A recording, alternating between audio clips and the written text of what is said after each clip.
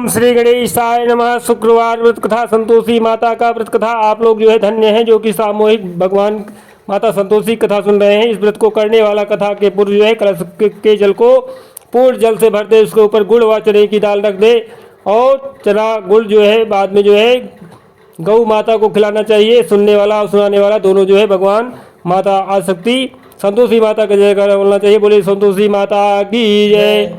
उसके बाद जो है सभी बच्चों को बुला लेना चाहिए। घर परिवार में अगर बच्चे हैं तो बाहरी बच्चों को बुलाने की कोई आवश्यकता नहीं है, लेकिन अगर घर में बच्चे ना मिलें तो ब्राह्मण अथवा पास पड़ोस के लड़कों को बुला करके भोजन कराना चाहिए और 8 लड़कों को भोजन कराना चाहिए और किसी भी बच्चे को कोई खटाई वाला बस नहीं देना चाहिए। इस प्रकार से जो है माता भावनाओं की भूखी हैं। आप लोग प्रेम पूर्वक जो है शुक्रवार व्रत कथा संतोषी माता कथा सुनिए। बोली संतोषी माता की जय। एक समय की बात है कि एक नगर में एक कायस्थ ब्राह्मण और वैश्य जात के तीनों लड़के रहा करते थे और उस तीनों में मित्रता बहुत ज़्यादा था। उन तीनों का विवाह हो गया था। ब्राह्मण और कायस्थ के लड़कों को जो है गौना भी हो गया था, परंतु वैश्य के लड़के का गौना नहीं हुआ था। एक दिन जो है कायस्थ के लड़के ने कहा, हे मित्र, अपनी ससुराल वालों से मुलाकात करके अपनी स्त्री को घर लेकर आओ। स्त्री के बिना घर परिवार कैसा सुना लगता है, अर्थात अच्छा नहीं लगता है। एक बात को सुन लीजिए। इस बात को सुन करके वह वैश्य लड़का जो है उसको बात अच्छी लग गई। वह कहने लगा कि मैं अभी जाकर के मुलाकात करके उस अपनी पत्नी को लेकर आता हूँ। ब्राह्मण के लड़के ने कहा, अभी मत जाओ क्योंकि सूर्यास्त हो रहा है, जब उदय हो जाएगा तब लेकर के आना। परंतु वैश्य के लड़के की ऐसी जिद हो गई कि वह किसी प्रकार से नहीं माना और उसने अपने ससुराल में जा कर के जिद ठान लिया और समझाने बुझाने पर भी नहीं माना और मजबूर होकर के जो है उसके ससुराल वालों ने उसे के साथ जो है अपनी पुत्री को विदा कर दिया। इस प्रकार से जो है इन दिनों शुक्र अस्त हो गया था जो उदय होने पर ले जाना, परंतु उसने एक भी बात नहीं सुनी और अपनी पत्नी को ले जाने का आग्रह कर रहा था। वह जब वह किसी प्रकार भी नहीं माना तो उन्होंने लाचार होकर के अपनी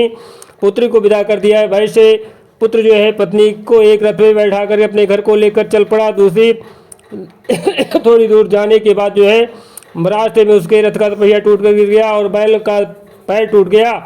उसकी पत्नी भी गिर पड़ी और घायल हो गई। जब आगे चले तो रास्ते में डाकू मिले। उसके पास जो धन वस्त्र और आभूषण था वह सब उन्होंने छीन लिया। इस प्रकार जो है अनेक कष्टों का सामना करते हुए अपनी पत्नी को अपने घर लेकर के पहुंचा तो वह वैसे लड़के को सर्प ने काट लिया। वह मूर्छित हो गिर पड़ा और उसके स्त्री अत्यंत विलाप करने के रोने लगी, परंतु वैश्य ने अपने पुत्र को वैद्यों को दिखलाया तो वैद्य ने कहा, यह 3 दिनों में मृत्यु को प्राप्त हो जाएगा। जब उसके मित्र ब्राह्मण लड़के और सारी बात को पता लगा तो उसने जो है कहा, सनातन धर्म की प्रथा है कि जिस समय शुक्र अस्त होता है वो कोई अपनी स्त्री को नहीं लेकर जाता है, परंतु यह शुक्र के अस्त होने में जो है स्त्री को विदा करा कर अपने घर ले गया है, जिसके कारण उसके सामने इस प्रकार से विघ्न व्यवस्था उपस्थित हुई। यदि वह 3 दिनों के अंदर ससुराल वापस चला जाए और शुक्र उदय होने के बाद पुनः आए तो निश्चित ही इसका यह टल जाएगा। सेठ ने अपने पुत्र को और उसकी पत्नी को शीघ्र ही उसके ससुराल वापस में दिया। वहाँ पहुँचते ही वैश्य की पुत्र की मूर्छा दूर हो गई और ससुराल में जाकर के साधारण उपचार के बाद वह ठीक हो गया, विष मुक्त हो गया और अपने दामाद को स्वस्थ देकर के ससुराल वाले अत्यंत प्रसन्न हो गए। वैश्य पुत्र अपनी ससुराल में जाकर के स्वास्थ्य लाभ करता रहा। जब शुक्र उदय हो गया तब हर्षपूर्वक प्रसन्नतापूर्वक उसकी ससुराल वालों ने उसको अपनी पुत्री के साथ विदा कर दिया। इसके पश्चात पति पत्नी दोनों घर में आकर के आनंद के साथ रहने लगे। इस व्रत के प्रभाव से जो है अनेक प्रकार की विघ्न बाधाएं दूर हो जाती हैं।